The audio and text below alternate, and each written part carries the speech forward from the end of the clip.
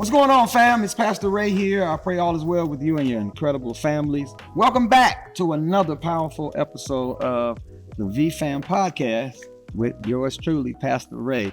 It's going to be an amazing experience today where faith meets real life, purpose meets practice, and we grow together as family. So y'all hit that button right there. It's the subscribe button. You need to make sure you subscribe to our channels. Even my channel, you need to subscribe to my personal channel as well, because there's a lot going on that helps you grow spiritually and develop into everything that God has called for you to do. That is to dominate these new assignments, DNA that's in you. All right, so it's going to be an amazing time, y'all. I got some family. This is Black History Month, all right? Every month is Black History Month. I want to say that I stand on that. Every month is Black History Month because Black history is being made every month. But specifically, they carved out February. It's all good. We're going to take it and we're going to run with it, and we're going to salute, and we're going to talk about some great things that have happened. We carry a lot of history in our DNA here in Chicago. We cut our teeth on a lot of people's shoulders. We're standing on the shoulders of so many great people that started in this game of music so many years before we ever got here. And we had the privilege of having waves paid for us. And we just kept going and doing what God called us to do with our gifts. So that's what we're going to talk about today, the history of gospel music here, the rich history of what gospel music is here in Chicago and what it means to us. And preferably something we say can encourage the next generation or even somebody that's our generation to understand what we actually have here in Chicago. All right, so to start this conversation off, I'm gonna holler at my brother. Now, we call each other little bros when they younger than us, and big bros when they're older than us. It's no disrespect. It's literally how we just grew up in the game of music. When you had an OG, you had an older brother in the game, and they were just older than you to call them, hey, what's up, big bro? And then when the cats were younger than you, they called you, you called them little bro. And that's just what the game. So here's one of my little bros in the music industry who grew up here in Chicago. Mom's pastor, cut his teeth at the church, but had an amazing career outside of the church, and specifically was the music director for multiple years with Grammy Award-winning Mary J. Blige. Real love, y'all. I'm talking about it today. None other than one and only. Rex Hardy is in the building. With his beard. The bearded one. Yeah, man, it's full. It's full, man. It's full and complete. How you doing, bro? I'm good, bro. You look good. Y'all, absolutely, man. I wouldn't have did this without you. Yeah. And right there to the left of him, to your right, is another brother. You just saw him on CBS. He aired well on TV. We will turn the television on. It's another interview, and it's his time, and we're happy because we really don't understand. You see the glory, but you don't really know the story of this young man. But God has blessed him, and he was doing just at the church again, minding his business, and so many people called from John P. Key, played with Sap, played with. So just everybody. But then he got an opportunity to go out again in the culture. And one thing I'll tell you about him and even all of us, we never forgot where we come from. And we always found ourselves making sure we serve back in the church. And so that's the young man who put the whole piece together for Super Bowl with Kendrick Lamar and won the Emmy. And he's better known as Lil Tony, but Tony Chicago Russell Spivey. I said it right. All right, put some respect on that last name. That's the inside. If you know. You know. All right, and then coming over here, you got my bro, who I cut my teeth with in the Marvin Sapp days. And from that, we just did record after record and thing after thing. And we just been, brothers at the hip ever since. And I was in, 96? 96, 97. And that's none other than the genius himself behind a lot of music that you hear out here. We're going to talk about it. This goes by the name of the genius, Rodney East. I'll take it. What up, Rod? What's up, Ray? How you doing, man? All right. What's up, Rich? What's up? Say what's up. I know. What's up? What's up? And rounding it out, that's not necessarily a little bro because he's right around the same age. So that's the Paul. So you got to have a Paul.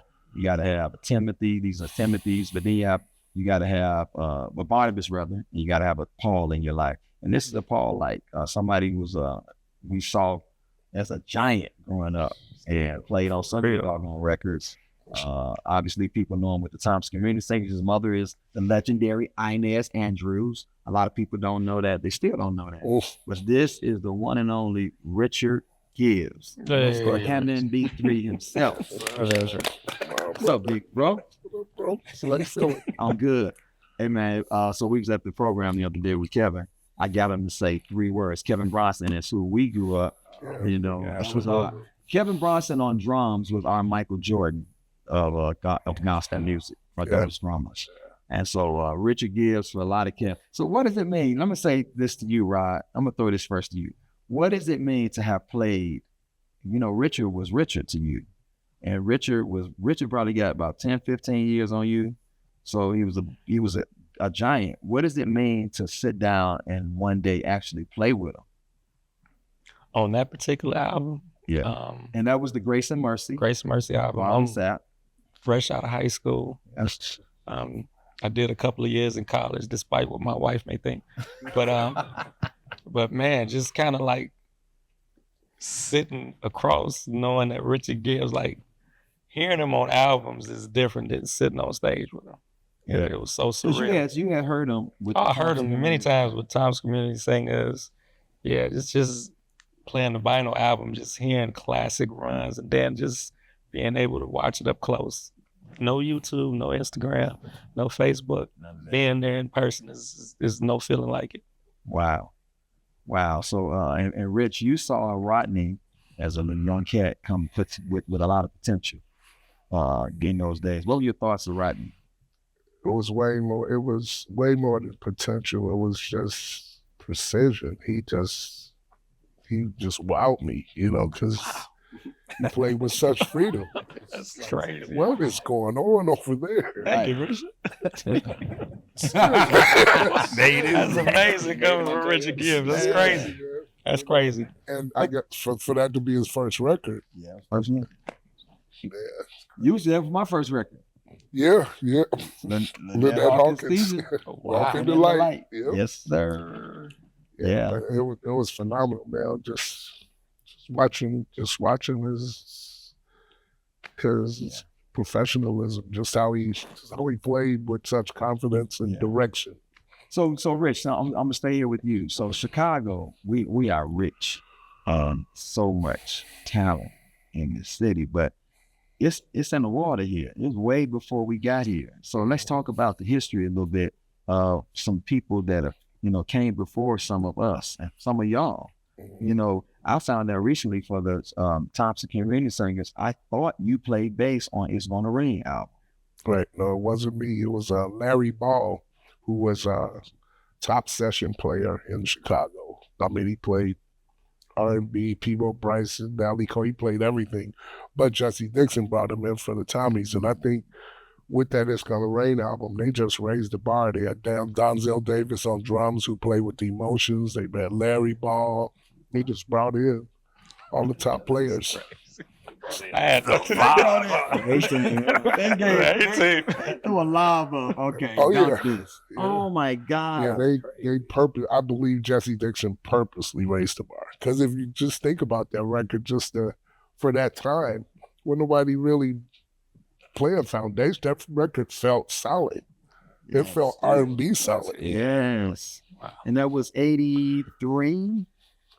I came in 84. Yeah, it was 83. Because, Yep, 83. Wow. But those are the guys. During that time, man, there was Ronnie Dyson. There was so many artists you guys never probably even heard of that was signed, making records. But there was a core band here of Larry Ball, Donzel Davis, and the other drummer was Donnell Hagen, Chris Johnson, Marvin Essie, Chris Johnson guitar player. Chris Righteous. Marvin Essie, who's always the pianist, and this guy Sonny Burke, crazy organist, and that was us. So you gleaned from Sonny. You watch Sonny do sessions, watch Marvin Essie do sessions.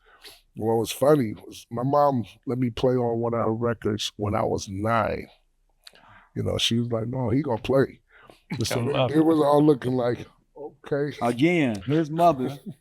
One of the original Caravans, with some respect on Inez Andrews, That's Richard Gibbs' mom. Yeah, but she flexed on that section. And, bro, when I listen to it now, I just cringe because, bro, I was playing all over the place. Wow. Basically, in Tenor League, I played that. But she was learning. Yeah, I was she learning. gave you a chance. Yeah, in the red. Yeah. What Percy did with me, it took 2 days.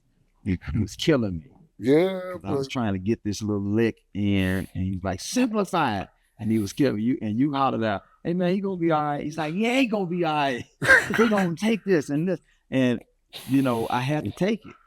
I had to take it because what he was trying to do was let me know that don't let nobody say that you only got this because you're my brother. Mm-hmm. Get this. Dominate it. Absolutely. You know, and I came back that next day. One take. Done with it. Yeah. That's some historic stuff. Yes, sir. So yeah. All right. Let's cut our teeth on Chicago, y'all. What do we love about being from Chicago? Let's talk. It's a great question. I'll tell you what I love. Yes. I love that there are so many artists in different genres. They always pull from here, and it's not just rolling the dice. Mm-hmm. You know, they don't pull Rex just because he can bounce on the kid. They pull him because he knows what he's doing. They don't pull Tony because he's, because he cool, but he knows how to make those bass parts speak. Same for Rodney. They pull from here, man, because like you said, maybe it's something in the water, but so I think because Chicago, we got our own sound for sure. It's like, but would you say we all listened? Yeah. We all paid attention to somebody from the dock. We all, what else in showers and whoever. Yeah. And somebody got our attention and said, "Well, I want to do that." So like let's start right there. Who were you listening to coming up? So as a kid, because I was Pentecostal, so we really didn't do the whole going to other churches. We pretty much locked in on our block. Yes. Y'all in fellowship? Yeah, we definitely did. Y'all didn't have time. Y'all was having your own services. So with that, it was like I had an uncle, Donnell. So Kevin Vandis was their uncle. Yeah. He was one of the coolest. Kevin, so y'all know these are guys from Youth Edition. Now Kinsman, yeah. Kinsman now, but it was Youth Edition. Yeah. So it's like I would watch him. It's like he would just walk in, play, and bounce. I was like, that's what I want. But again, like then growing up, it kind of morphed into now I'm watching Kevin. Now I'm watching you. There were certain people because again, like he said, when it comes to Chicago, I always felt like if you can't make the people from Chicago proud, then what are you doing? So my thing is the guys I look to, I wanted to impress y'all. You get what I'm saying? So again, it came from a you then. Like I met Teddy and them later on, but early, it was like Kevin Brown said he was God on drums. He was God on drums, man. He was. Yeah, it was like when Richard and them would walk in the church, I felt like they were the Bulls. Which one? 95? 91? The record winner. It was unbelievable. It was like, these dudes start. So, but to your point, seeing that, like, that's what I wanted to be. Yes. You know what I'm saying? Yes. So, like, I never just watched drummers. Like, I watched units. You know what I mean? That's why whatever band I'm in, we move like that. Like, you see us together, like, okay, we about to do something. Yeah. So, yeah. I was just watching everybody. But specifically that Tommy's. Ooh. And it was like the Tommy's band was our gospel version of Earth, Wind and Fire. Oh. Can we attest to that? The horn section, all that, the sounds, the extra stuff that was there, the perfect lead singers for each song. No. Then you had Tyrone Block. Shout out to my opinion. They're arguably the golden choir. The gums he had. Come on. The swag he had. It was a situation. And when they walked in, you was like, and they were not arrogant, but when they got on collectively, it was like, it's going to be a situation tonight. Take this. So let's go to you, Tom. growing up in Chicago, you know, how did you even pick up a bass? Who encouraged that? I know we was talking about Richard playing keys, but people got to go back to Richard playing bass. Yeah. So Richard was really the first because I started playing with Cosmo too before the Tommies. Cosmo, all right, Cosmopolitan, House of Prayer. And shout out to Father Charles G. Hayes. Great. All right, and the Warriors. Yeah. Don't play with me, Reggie. So Diane Williams is my cousin. That's my blood cousin. Oh, I didn't know that. Wow. So working out, all that. That's great. I used to hate going to the midnight music. I was a kid. I didn't want to. I just didn't like traditional music. Okay. So it was just me as a kid. I like the Tommies, commission, that tempo stuff. So seeing him playing bass, then going to the Tommy sessions. Now he's on organ. It's like, wait a minute. So it was really Richard first. So I'm like, he playing the bass upside down because he was left-handed. Then he sent him on Saturday Night Sing. Saturday Night Sing. If y'all remember, that's some history right there. Type it in the chat before you got to BET Celebration of Gospel. Before you got to all the other stuff. There was every Saturday. Every Saturday. After Reverend Clay Evans went off. That was the Saturday. That was the broadcast. Yes. So my Saturdays growing up was studying gospel cavalcade. Gospel Calvary. Remember that? Then Harris sometime. When Levine Willie was on earlier, then Janet, then Father Hayes, then Patrick Campbell. Then it's turn on the TV 38 to Clay Evans. So What was the thing that came on after The Awakening. Take the city. Take that city! Wow. Yes, sir. So, Pastor Spivey, you know anything about that? Smile City. so looking at that, all that inspired me because on Saturday Night Sing, you never knew who was going to be on there. Sometimes They did not advertise. when y'all was on up the Love Club, so you would just wait to see. Rance out, it was different people, and so that was. But as far as basically, of course, it was Richard first. Yes. And you got Steve, of course, then Anthony. Steve Love, two lefties and a righty. then Anthony Carr. Shout out to rest in peace. That was how So and back to what you saying, what I did from Chicago. Chicago is a great grooming place. Yeah, that's good. You get all your, you know what I'm saying. And you're speaking of grooming, y'all. There were midnight musicals. Yes. And then there was the Elder Campbell on Roosevelt. The broadcast. The broadcast. And after the broadcast, he would do a 10:30 musical. You have a little break, but then they do a musical. They had like in the 80s, they had the Winans up in there. They had Commission. They had the Clarks. They had everybody. And then Reverend Bronson, when he did the Tommy's anniversary, he would do it at Christ Universal. Christ Universal or the auditorium. What was it? Airy Crown? Airy Crown Theater. Yeah. Airy Crown Theater, you had a Mighty Clouds. Bro, he had Andre Crouch. Yeah, Andre Crouch. So they were just introducing with Bill Maxwell. But then the third Sunday music. Andre Crouch with Bill Maxwell. The third Sunday music. And then you had just every month 3:30 musical at Christ T on the But that inspired us because we got to hear the new song. Reverend Bronson was just so smart. He would try out the new songs in the audience before the time he recorded. And judging on how it did, he would say something about it. But if it didn't do nothing, he'd just move on to the next song. He was so slick. He said, "Y'all like that, huh? Do it again. We gonna do that again. We're thinking about doing that on the record." And everybody would go on like that for his time. They do it again. Yes. Wow. He premiered it. So like as a kid saying that, then we didn't know who y'all switch bands every. Some days it'd be 2-piece right? It'd be him and Darius. You talking about for the musical? You don't know what band. So we at the door playing like, okay, this month. So he's talking about y'all, how we all grew up. There was a Thompson Community Singers musical every third Sunday at 3:30 p.m. Nobody had to pay to get in. It was jam-packed, and they would sing the same songs every third. But it was like, it was religious. You went to this spot, and you just watched meticulously. And for me, growing up as a kid, and watching Kevin, I used to just pray, because the first song, whatever comes, keep your love in us. So Kevin wouldn't be there. I was like, please don't let him show up. Please don't show up. I'm going to play one of the fast songs. So he wouldn't get there on time. It's always cool. And we'd be playing the whatever comes, keep your love in arms around me. I'd be on drums. And then all of a sudden, Kevin will walk in, and you know whether or not you get up. If you wanted you to get up, you'd do like this.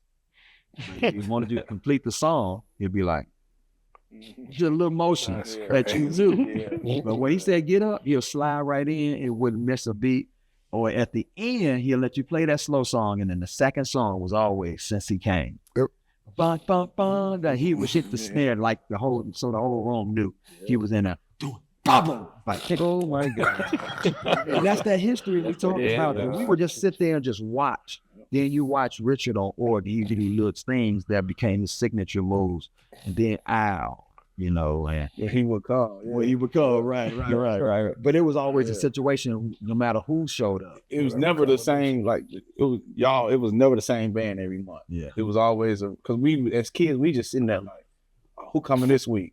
I remember, never forget, you brought your whole kit, rack, everything. You was out. Oh man, we like so but that stuff we recording it off the tape recorder. Remember the big tape recorders recording that stuff. It's like rerun of it. Yes. Instead of it falling out. Do any of y'all remember when music became more than just a gift? It became an assignment. Like this is my assignment for life. I'm assigned to this. Can y'all remember when that day was for any of you all? I would say, playing in my dad's church. Like I used to always think like, what would I be doing if I wasn't playing? Or like, would I be like trying out for the ushers or something like that? Or just trying out for the ushers. being a deacon, you know. Yeah. But are you saying what would you be doing in the church? Yeah, but I mean, I knew that was my assignment because, you know, my dad, I was there playing every Sunday, you know, a two-piece, me and my cousin Marlon. We ain't had no full band, it was just me on the organ. Yeah. Marlon on drums, you know. I'm playing bass and everything, you know. I ain't know nothing about. Question, was you getting paid? Oh, no. Wasn't getting a dime. It's my dad. It's my daddy. I'm living at the house. Your room is your pay. My room is my pay, right? At Nazarene Deliverance at the church, I started playing there at 7. I was teaching the choir, doing all that. I'm teaching grown At people 7? at 7. I had my first job playing organ. Forever. So I was making $25 a week. 19 what? 1970? Did you say 50? Wow. No, let me see. So 76, I was 13, early 70s. 70s. Yeah, so $25. $25. That's a But lot of what would money. happen, so the pastor would pick up the whole church. We had a van. The pastor would pick up the whole church. Everybody. Was 16 passenger van. There was about 12 of us in there. So, Hysterical. but when he would bring me home, dude, whatever room my mama was in, I'm coming in, I'm going to go, hey, come in there, give me the envelope. She'd take it all. And do what with it? Don't question. Do what with it? Just, She said, how often did you question your dad? What you doing with my money? none with the. Yeah, I want Never that said smoke. mumbling word. I want that So you conversation. played and you didn't receive Well, anything. What's going on with the pastor? What's going on with the I no gas and no kind of I was going home with the pastor, got me weak. My dad, he said, you know, that he always thought that my gift was for him in the church. For real. He was like, I prayed that on you, son. So Yeah. let me get that. I prayed that on you, so let me get it up on out too. Man, that's a good stuff. You said what? That's a good question. Yeah. Yeah. What's your answer to it?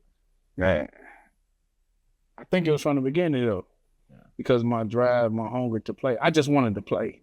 Man. That's it. I didn't think about playing for. Trying to get on. No, on wasn't on back then. You just wanted to play for the choir. Like if I could just play for the choir, I was good. Like that was my whole drive. Would we have paid to play? We probably would have. I would have paid. Yeah. Always paid to play. I mean, I ain't had no money then, but No, but I would have. Yes, like because the feeling of, I think, what got me was the feeling when I learned how to play with a band early. The feeling like that's a feel when you lock in. Because I remember playing with him early. I learned my notes and stuff from them. They'll play a pattern, play it one time, okay, you got it. And I had to learn. So the feeling of locking in, you can't pay for that. Right? That feeling of, Because now it's like you got a family. I feel a part of something. Yeah. And if I fall out, everybody turn around looking. Like if he mess up, it's a, you know what I'm saying? It's a big deal. So that's when I knew, okay, this is what I'm supposed to be doing. Okay. Now where I'm gonna go from here, I don't know. But right now, because you don't think, when you in that moment, you're not thinking, okay, I want to go on tour. Tour doesn't, you talking about 90, 80. But not for any of us. It doesn't. None of that was the vote. It was let me dominate this at the church. Yes. Let me smash this here. And I don't care about nothing else. And when the guests come, Oh yeah, we don't rehearse.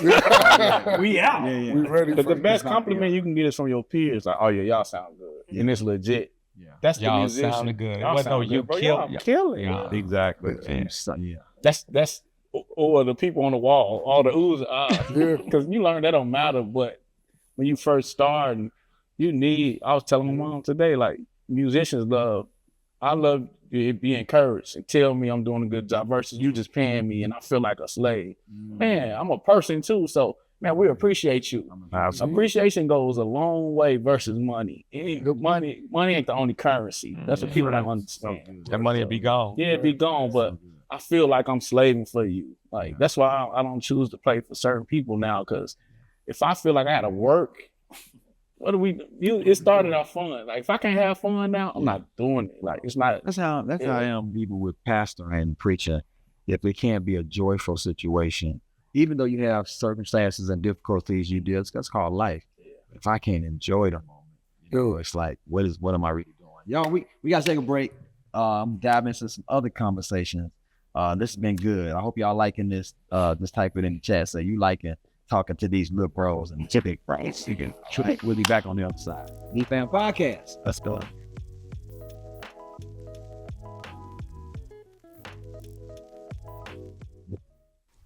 Today, for our Black History Moment, we honor a visionary artist, producer, and cultural leader, Miss Sasha Dalton. A native of Chicago, her passion for music and the performing arts began to develop at a young age. She became known for her powerful voice and captivating performances, quickly establishing herself as a sought-after vocalist and performer within the city's vibrant cultural scene. Her talent and dedication opened doors to collaboration with renowned musicians. She has dedicated her life and career to preserving and celebrating African American musical heritage with a special focus on gospel and jazz. She is the founder of the legendary Chicago Gospel Music Festival, now in its 41st year, and it's recognized as one of the nation's premier celebrations of gospel music. The festival began in 1985 as a tribute to Professor Thomas A. Dorsey at the South Shore Cultural Center. With an attendance of over 20,000, the festival quickly outgrew its original home and later moved to Grand Park, where attendance reached more than 100,000. Her efforts have played a crucial role in elevating the profiles of gospel artists worldwide and ensuring that this vital musical tradition continues to thrive. Beyond the festival, Sasha Dalton is an accomplished actress and vocalist who created and starred in productions such as A Tribute to Dinah Washington. She served as the talent producer for WTTW's Going Home to Gospel with Patti LaBelle, as well as formed her own talent agency representing industry icons such as Clifton Davis, Jennifer Holliday, and gospel legend Albertina Walker. A Chicago history maker and a proud mother to her daughter Angela Renee, VFam, join us in celebrating Sasha Dalton, a living legend whose work continues to uplift, inspire, and keep Black musical excellence alive. Welcome back to the VFam Podcast with Pastor Ray, who's getting his instructions from my producers and my directors over there. To say to make sure y'all remember, this is Bible study. But tonight is deeper. It's a deeper dive into this whole concept of Black history, especially from a Chicago's perspective. We grew up in the church, and our foundation of staying in the church was the gift that God had given us. And a lot of times you kind of hear about what happens in the life of the church through the pastor's perspective, but probably the average pastor started on a keyboard or on the drums or on some type of instrument, before they ever got to, to grace that stage and grace that pulpit rather, and preach, proclaim the gospel of Jesus Christ. So I'm talking today about the history of what gospel music is in Chicago and the rich history that lives here. And we all were connected. We all kind of grew in relationship through the vehicle of music. Music is a powerful tool. Would y'all agree?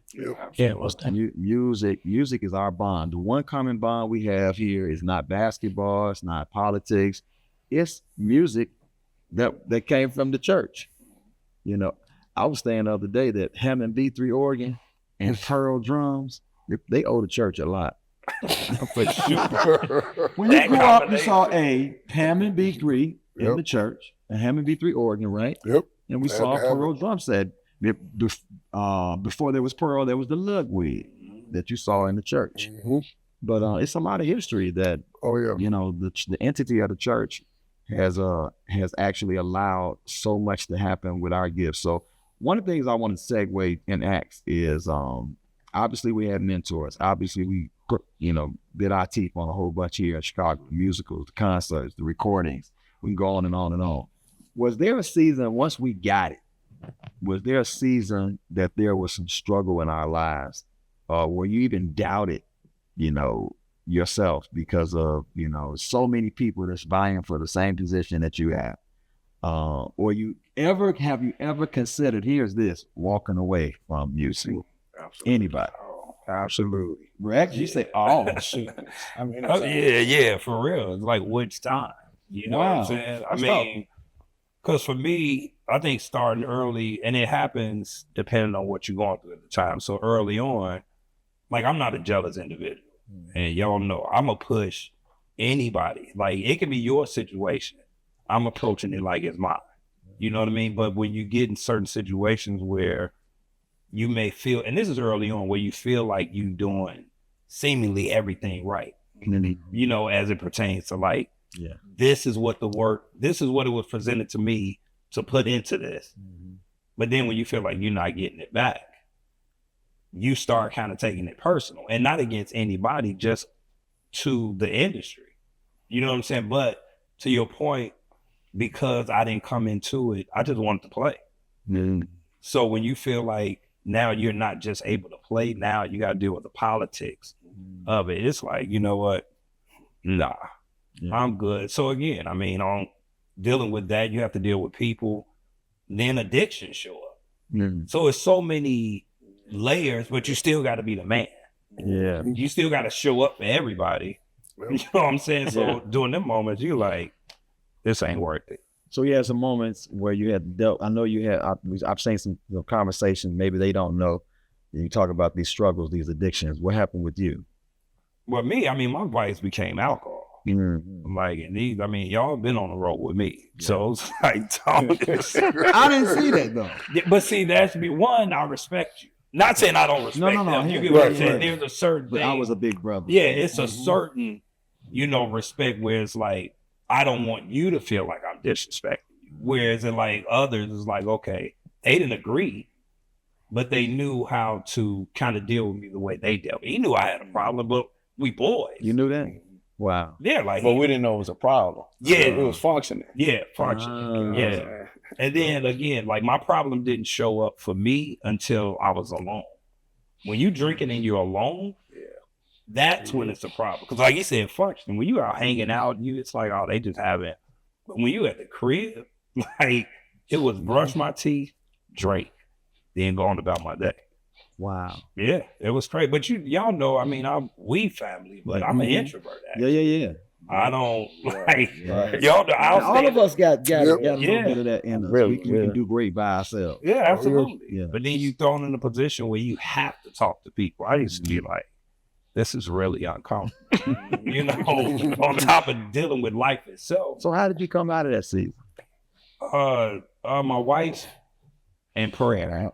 Yeah, my wife Tiffany and prayer. I mean, of course, my parents, but my mother kind of grew up sheltered somewhat, whereas Tiff, West Side for sure. So Tiff's 290. Yeah, Tiff's outlook on how I dealt with it was different because she had dealt with some situations where she saw it, you know, family or whatever. So she just prayed. And it was like, I was drunk the night before I stopped. But it was either rehab or stop on your own. And then that night I was like, yeah, let me try it again. Man, that was 6 years ago. Wow. Come on, y'all. Yeah. Wow. Nah, yeah. Man. So you're hearing these, oh my God, this is blessing me today, that there were some struggles that we all went through and came up. And Tony, people don't know your story, man. You didn't have the typical home. You know, Rex is talking about mom and all of that growing up. You didn't have that growing up, you know. Let's talk about that struggle. Oh, that, man, that's why I hate the word biological.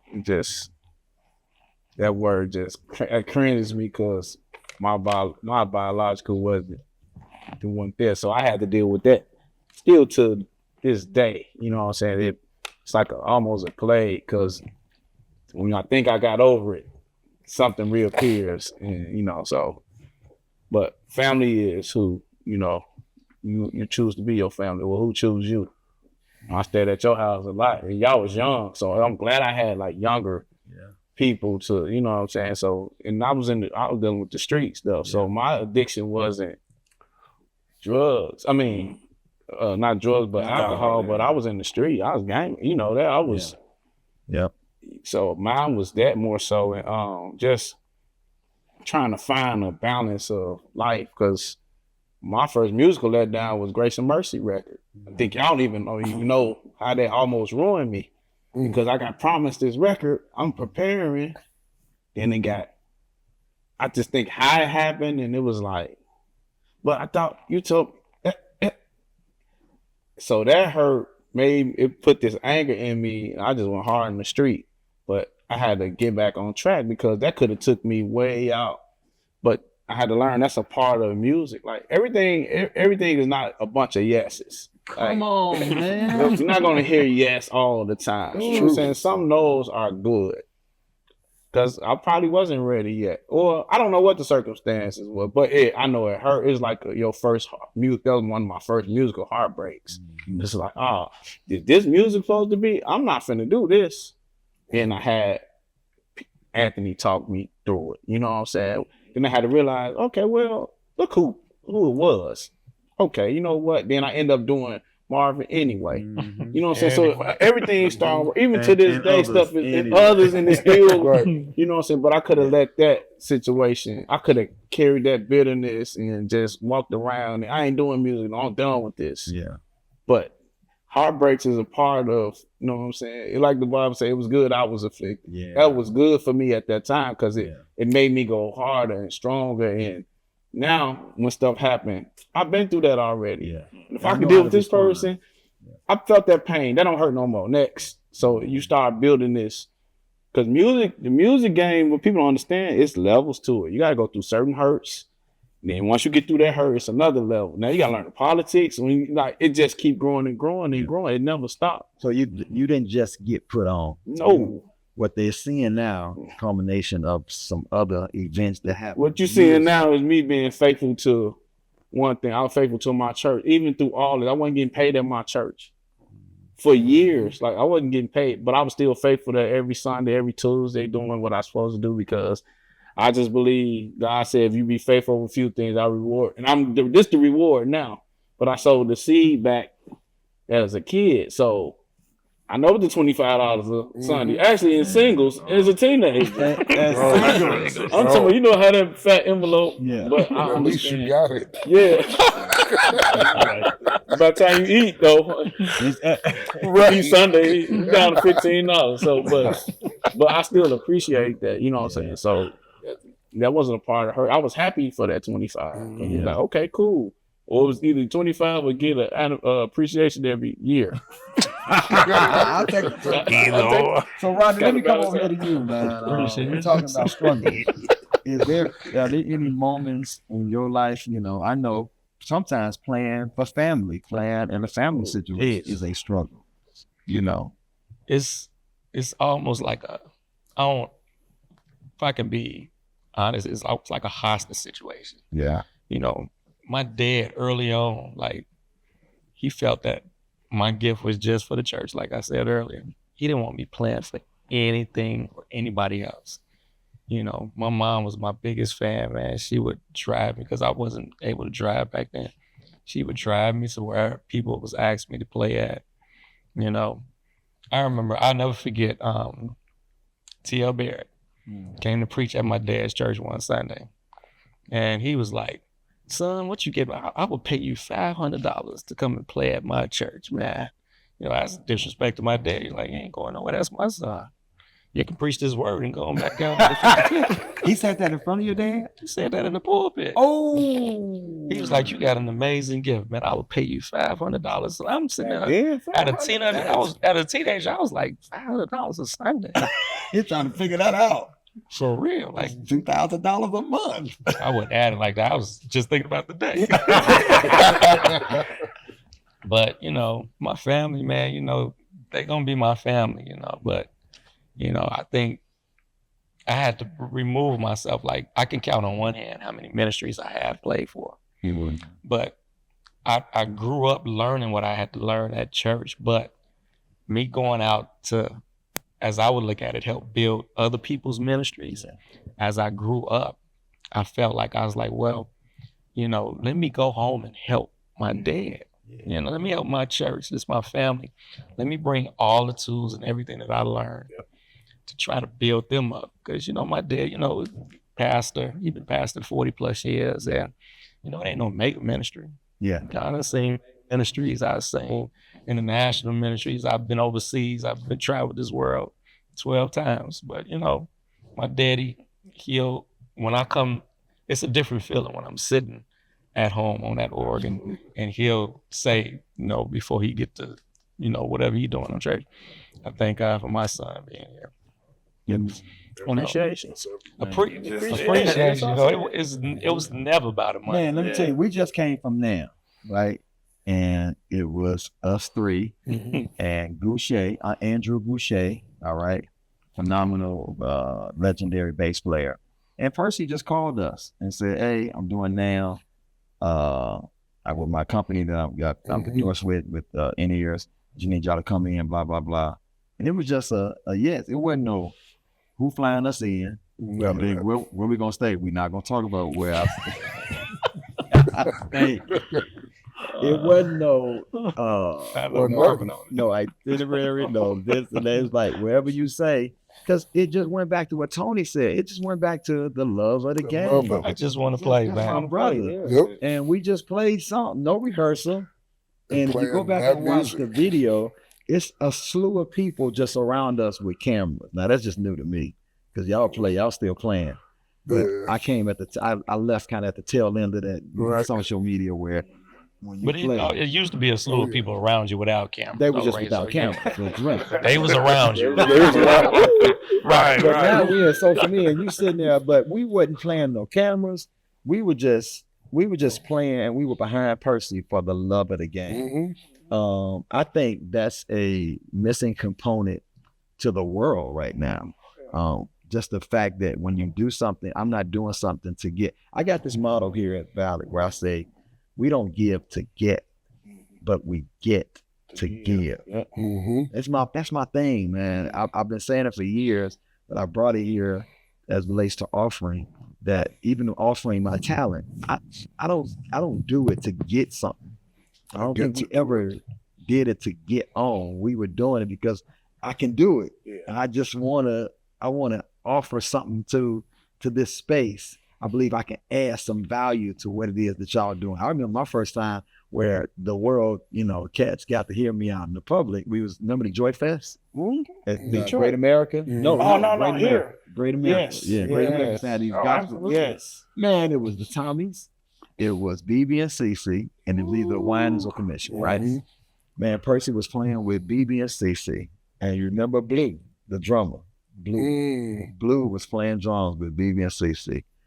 That joker missed his flight and was coming in late and missed sound check. And all I know, they was playing sound check. And I saw wasn't nobody on there. I slid on the. It was, in the words of Rick Hardy, it was a wrap. And Bruce Shaden was like, "Hey, little bro can play." And from then on, Percy would just let me do, because I was carrying bags. Same thing. Come on, man. We carry bags. We I was still doing to this day. absolutely. That's how we cut our They teeth. made me drive back and forth from Chicago to Grand Rapids for the We record. sure did for the rehearsal. For the drive. That was your this year. Hey, man. I got about 3 tickets back What and you forth. talking about? So, man, how do you teach? How do we teach what we had? We had patience. You can't teach that, right? No. Why you say that? It's a new generation, man. You know, I love them, Yeah. but I don't think you can teach what we What we experience. experience. Like they have to. I think They they gotta have cut to. their own They have to teeth, yeah. experience, like you say, cut your teeth on what they got to cut their teeth on. But I don't think those days that we came up will ever be. It's we can talk about it, but they will never be able to grasp the full understanding That's good. of, like you said, going to the West Side to a third Sunday midnight musical or musical, something like that. But I think it becomes our responsibility, talking about Black history, is to continue to tell the stories of how we got on. You just didn't pop up and become Mary J. Rogers, music director. I didn't just pop up and get the R. Kelly gig back in the night. You didn't just pop up and become Kendrick Lamar. There were some steps that happened. I remember how I got with R. Kelly. Lafayette Carthon was the music director, but he was also a keyboard player with the Winans. Percy was doing a recording in the studio.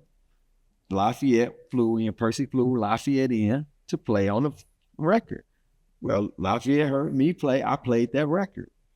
And Lafayette heard me. Next thing I know, 2 weeks later, I get a phone call 11:30 at night. And they say, I'm Lafayette Carthon. You saw me play on your house. I'm music director with R. Kelly. Click, I hung up the phone. Like, stop playing with me. He called back. And he said, man, I heard you play with your brother. I played with your brother. You don't remember me? I said, oh, yeah. He said, man, I would love for you to come down and just and sit in and do the R. Kelly gig.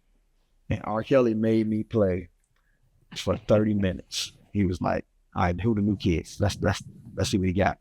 He would get me.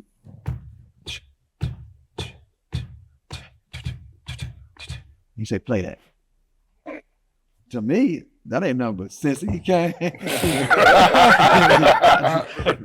into my life. I'm gonna throw in. That's all it was to me. It was because the Tommies, all we did was groove. Yeah. So he was telling me to play big payback stuff. That was like right up my alley.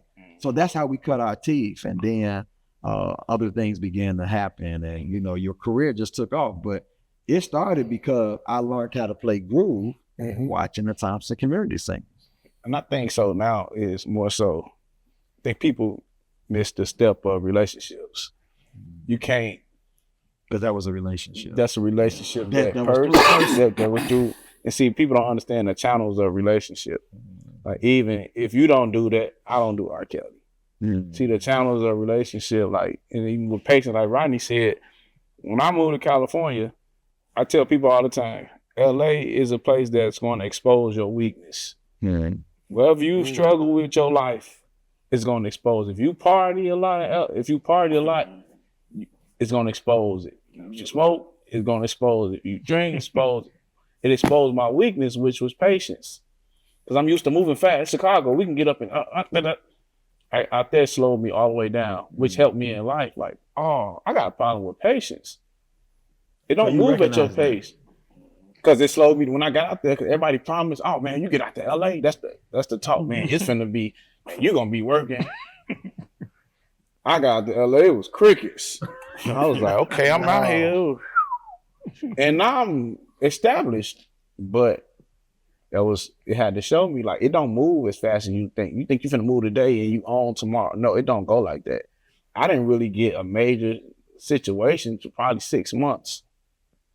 So it takes time. 6 months being in LA. Yeah, 6 months. I almost left. Like, I don't know if this don't happen by this, I gotta go. Like, this ain't working. But that's your mind playing tricks on you and telling you, well, you need to just give up. That was another time I hit a brick wall and it was like, everything could have went wrong. I contemplated suicide, all like for music, just heartbreaking music, just the letdown of situation. Yeah, you got all this money coming in, then it just take it away from you. It take your bottom out. That would devastate you, but it taught me a lesson. You don't depend on, like, you can't depend on this stuff like this. You got to be in the moment all the time. It's just a moment. Live in a moment. I call it maximize the moment.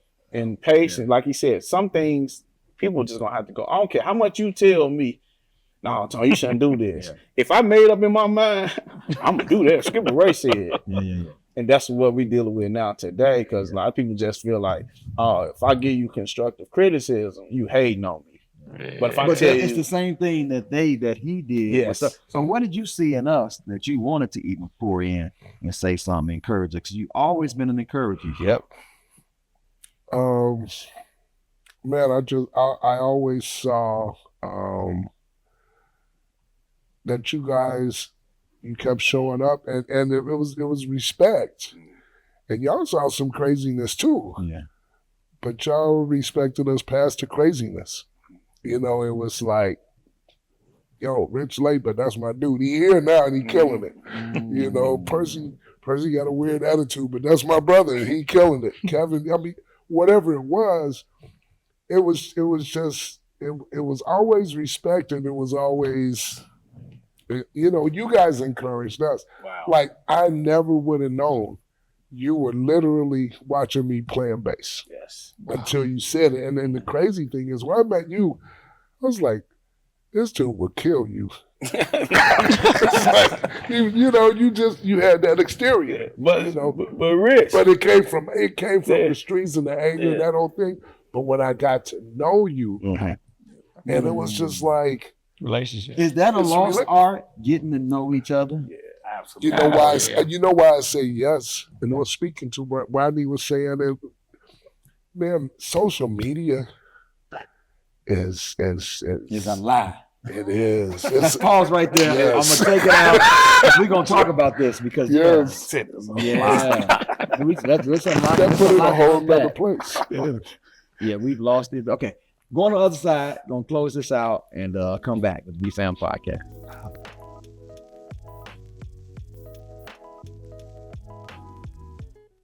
Come on. So, Sasha, what does, in the words of Pam Morris, what does gospel music still mean to you today? It's just the word of God in song and the message that we all need to hear in song, and an instruction of how to live a godly life. Wow. That is what gospel music means to me. So in 1985, you had a vision, or even probably before that, to do this thing called the Gospel Music Festival downtown Chicago. Actually, I didn't have a vision. Okay, all right. I had an assignment. God did this. Yes. I had just finished producing the first Dr. King celebration, and I was going back to New York. I had been on New York, been off Broadway with my shows, Dinah, Queen of the Blues, tribute to Dinah Washington, and I just wanted to be a Broadway diva. So anyway, I came home at the request of Harold to do the Dr. King event. Harold Washington? Harold Washington. Yes. Let me say Mayor Washington.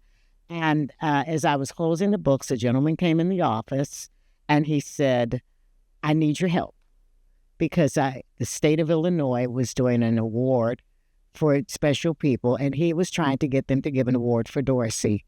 And he said, but I think that a letter from you and a letter from the mayor will help. And so I said, oh, okay. I said, he's still living on. Thomas Dorsey. Yes. So I wrote the letters, gave the mayor the letter when I went to meet with him to tell him, I'm going back to New York. Thank you for this awesome opportunity to work with you. I said, the state of Illinois is getting ready to honor Thomas Dorsey. And he said, well, that's so nice. He's the father of gospel music. I said, I know you are not going to let the state of Illinois honor the Black father of gospel music and you don't do something. He said, okay, what should I do? I said, a gospel festival. Call it the Dorsey Gospel Festival. Have it Father's Day weekend. And he said, I said, and it'll be great.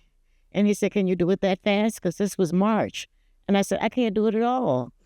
I'm going back to New York. He said, not if there's going to be a gospel festival. And then God said, you're going to do this. And that's actually how it started. And then when I went to the city, told me they only had $5,000, my Lord, to give me for this festival. I said, there's no way that's going to work. And I went to my friend Jim Fletcher, who was the chairman of South Shore Bank. And I said, Jim, you got to help me get some money. And he did. He got Kentucky Fried Chicken. And then I said, I need people. I need the ministers. And I went to Reverend Evans. And I said, Reverend Evans, I'm doing this gospel festival. We need you. He said, I know he said it. And I said, and I need your help. And he said, all right, let me think about it. He said, I'm going to help you, Sister Dalton. I'm going to chair a committee for you. I said, chair the ministers committee. He said, yes, and I'm going to have a meeting. I went to Albertina. Got to have the Queen of Gospel Music. I said, you got to have the Queen. Albertina, I need your help. We need to do this. She said, well, all right, Miss Dinah, we'll do it. And from there, I formed a committee, Pastor Rayberry Hill, who was the community committee, and the late Maxine Walker, and Dr. Carol Adams, and we were the original committee. And I don't want to take all of the credit. I'm the founder, but you have to have people with a like mind to work with you. And that was amazing. They have to have a team. You have to have a team of committed people. Committed, working together. And you need some money. Money.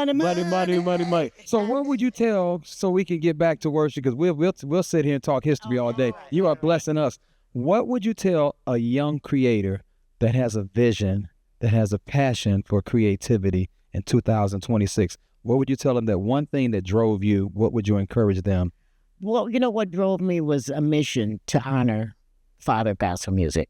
But I think that what you need is, you need to know that you need God. And you ask God to give you the right people to help you, because no man is an island. And you all need support.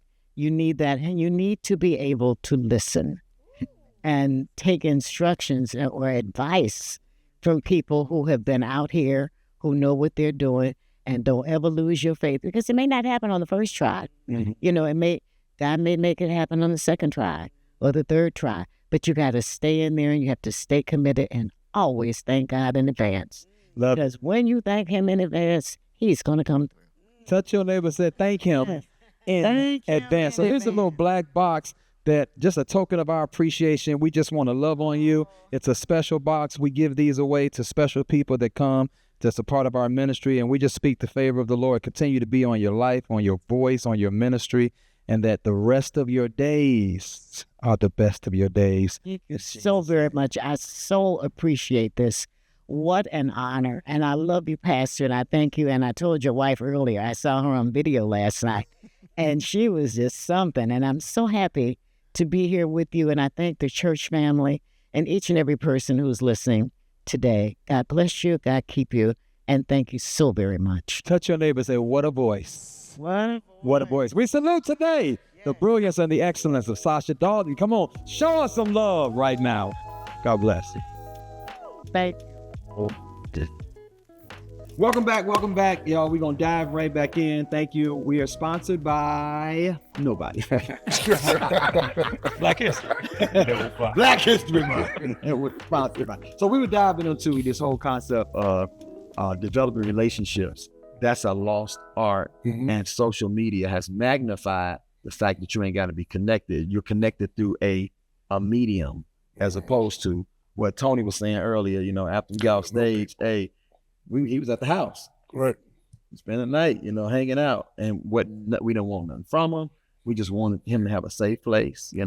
We were on tour with Rex, and after we got off stage, yes, I was the artist. Yeah, it was me, Trinity 5-7, Tone, Men of Standard.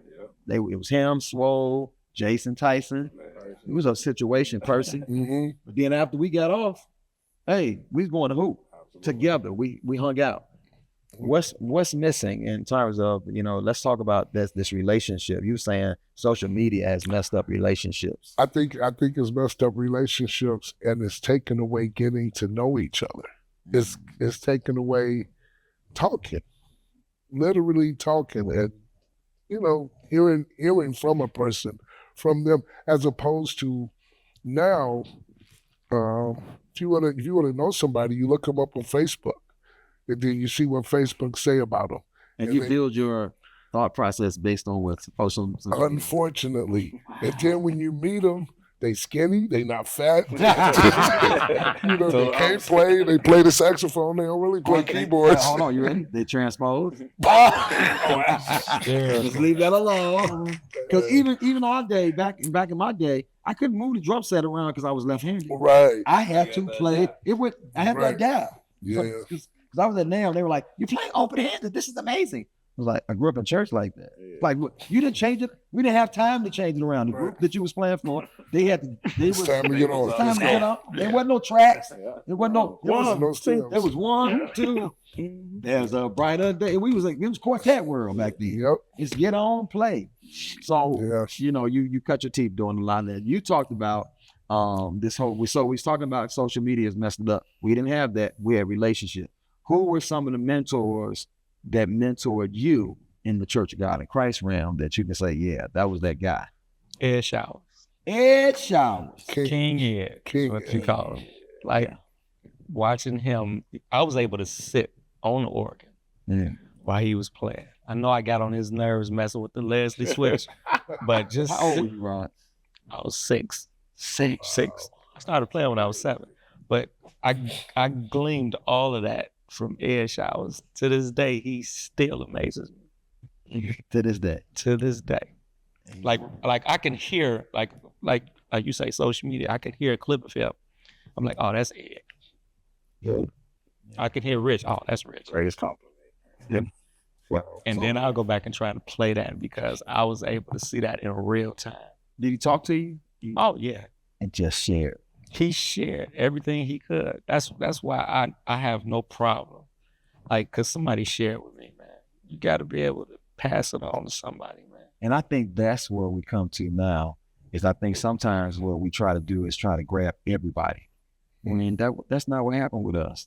There was just a few people that listened and that stayed and that stuck, and y'all continue to pour into us. So I think that's our legacy.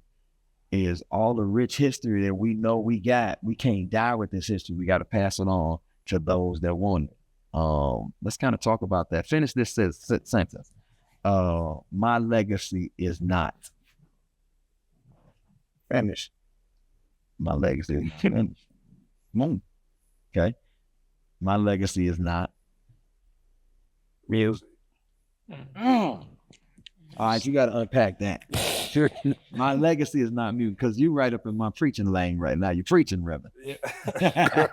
Well, I said, bro, because I've always tried to be the person that learned everything. So I was always a musician, seemingly that they threw in a box. So he can play R&B. He can do. If it was outside of that box, most things that I'm really good at, I'm not even known for. You get what I'm saying? So for me, music is one thing because that's a gift. We was put here to do that.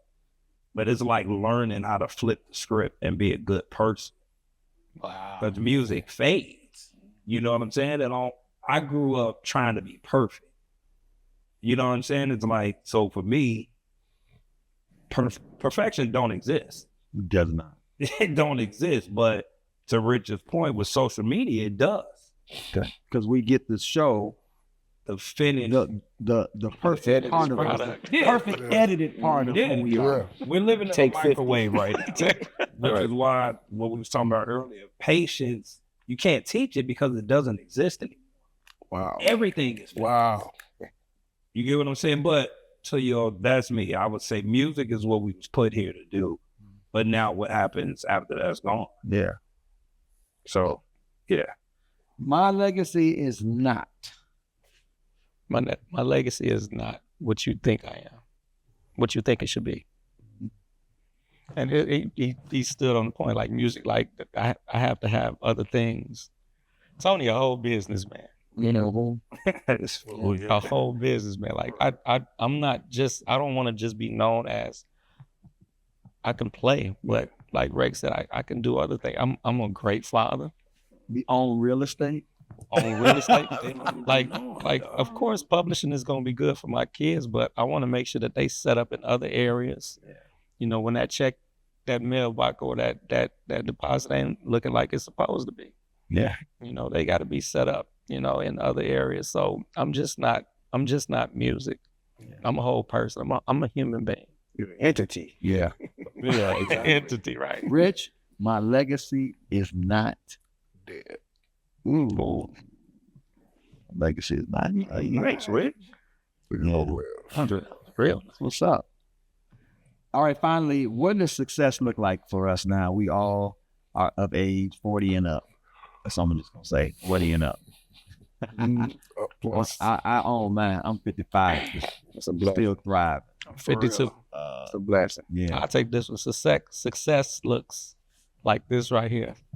Being able to be 52 and sit amongst people that you grew up with and just, you know, still have relationship and laugh and cry and talk to them about problems that you may have that they can help you out with. This is what success looks like. So, yeah, I'm going to let y'all, because I can just, that's so important. I have to agree with Rodney to have just this brotherhood that we can go 6 months, a year. We can go however long not talking and lock right back up. Yeah. I mean, and it's been that way, and it'll be that way. And I hope that the generation under y'all see that. Mm-hmm. You know, it's like for us, man, Percy and I get together, and it's the organ and the piano. It's that. Always have. Whatever the song, it could be a song we don't know, but we just do that, you know. And I just feel like, man, just a relationship, man, that's priceless, man. All you guys are my little brothers, but you my brothers. You know, all of you guys, I've had conversations with all of y'all about my son. And if you see my son out, yeah, bro, snatch him up. And he knows. Yeah. He knows the ones that can't do it. He knows the ones that are, and he'll be like, okay. He know who relationship with. He know who his dad's brothers are. Yeah. It's priceless. Over this side, what does success look like for you guys? Easily. I mean, success to me looks like seeing the ones you love smile. Whether it's your family, whether it's your friends, because again, we put so much energy into making the ones smile that really don't care about us without the music. I'm being dead serious. No, right. We grew up. That's where our energy was. We wanted to impress them. No, it's about, like I said, as you mature, you start to understand what it's really about. It's about seeing, like I said, seeing the ones you rock with you happy. Mm-hmm. For me, success is it's a few things. It's health. We can get up every day and do this. Yeah. Simple things. And you made a song called Simple Things. It's like, I think we put our mind so much on stress and worry and doubt that we forget about, and we can get up and do this every day. And, you know, health, wealth is not money. Mindset to me. You know what I'm saying? So that's success. To sit here and talk about the beginning, you talking about the 80s, 90s, you talking about decades of music that we are part of. That's success. Like, we are a part of history. This is Black history, but we are a part of history, and we get to live and do music. Like, that's a blessing. That's success right there. And it elevates. That's our foundation, but that's not who we are at the end of the day. That's success to me. So I sum it up and say, Rodney wrote this song, this gave me this beautiful music, and I created a song called You and Me, Jesus. And it's a journey. It's a song that just deals with the journey of life. One of the lines in the song, I say, success is not the destination, because the journey is my education. The journey is actually the success. The times when you're getting in the plane, having a good time in the airport. That's the success that we made it through. We made it through the West Side. I mean, you made it through the South Side. You made it through the struggle with alcohol. That's the success, and I'm still in my right mind.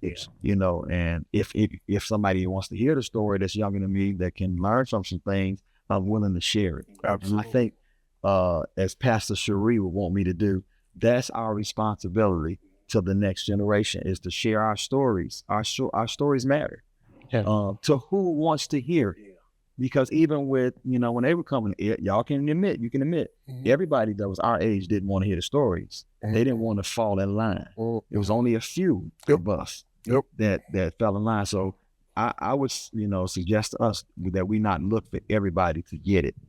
That there's some kind of cat out there that is assigned to each one of us to be able to pour into, however God tells us to pour into, so that they can understand that this ain't something new. I'll close with this. There's a young lady that has a song out that she redid, and it's called In My Name. And it was written by somebody we know, Percy Bates. Well, everybody thought that this is a new song that's out, and this artist is amazing, and it's a original song. But the truth of the matter is the song was written 30 years ago.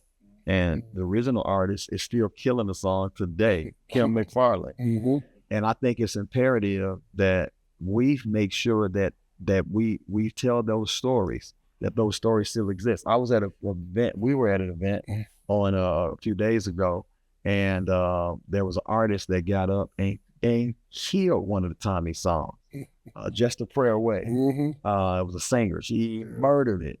And then I got a chance to, you know me, I'm going to always do an interview. I'm emceeing and I interview and I say, hey, do you know Leanne Fame? She's sitting right there. She's the original lead singer for that song. So I think it's those moments where you don't get mad because they don't know. You just educate. And I think that's our responsibility. It's just, we have to educate the next generation of people who want to hear the education. It's some people that's assigned to you, and you. That's only going to hear it from y'all. And I think that's how we continue to carry on this rich history of what we have to make sure that cats, and I think you got a plethora of people that really understand and they really want to, you know, they want to do it the right way. And again, they're willing to hear our voice. Man, I thank God for every last one of y'all tonight. This has been great. I think we need to do a part 2 and just, there's more to unpack because it was a struggle for all of us to get to where we got to. Mother dying at 15, you know, drums all over, trying to figure out life and all that, you know. Man, we just got I'm looking at y'all and I know the stories, but we're sitting here now. Success. That's the success. In our right mind. Yes, sir. At least to what we think. And Gary, you know, we try to get Tony. Richard, you know, it's right there, yeah. It's right there. The bass We on camera. Yeah, we got some else. Said I'll holler at you. So family, you have just been witness a conversation. Your pastor has not always been a pastor, you know, but I was actually pastoring when I was out there in the culture of music. Definitely ministry. Yeah, just always. And I think ministry is ministry regardless of a title that someone gives you. Or a building. Or what? Or a building. Or a building. It's beyond a building. You know, the church is us. It's in our hearts. We are the church. And our responsibility is to live a life that shares the good news of Jesus Christ. Whether or not you say it or not, you're living it. So that's the history of Chicago. This is some of the history of Chicago that I wanted to introduce to you. Preferably you enjoyed it. Somebody may be out there. We always want to extend Christ to somebody. That's because that's all of our foundation. You know, never could have made it.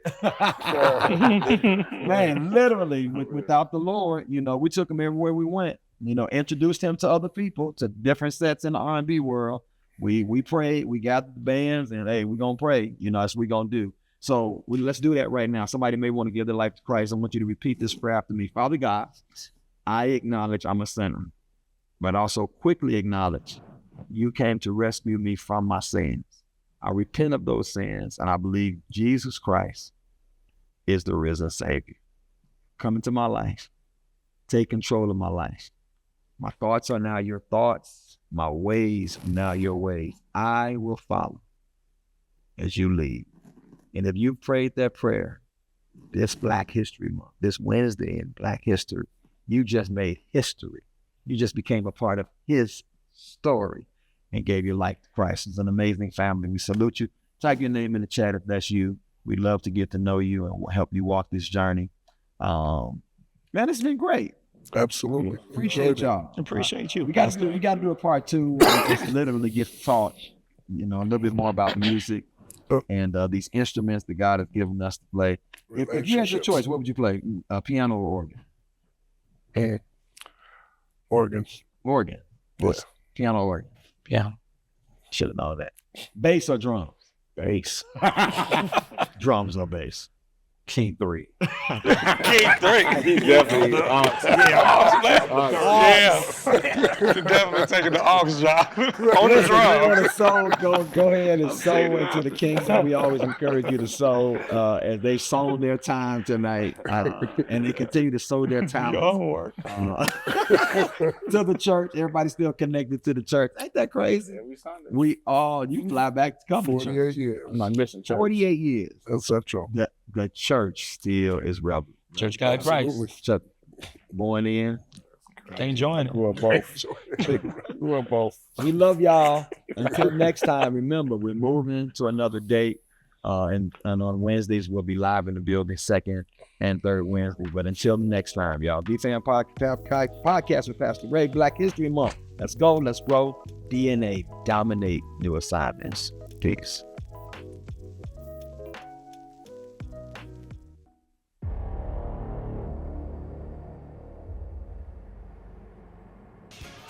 That is just so much.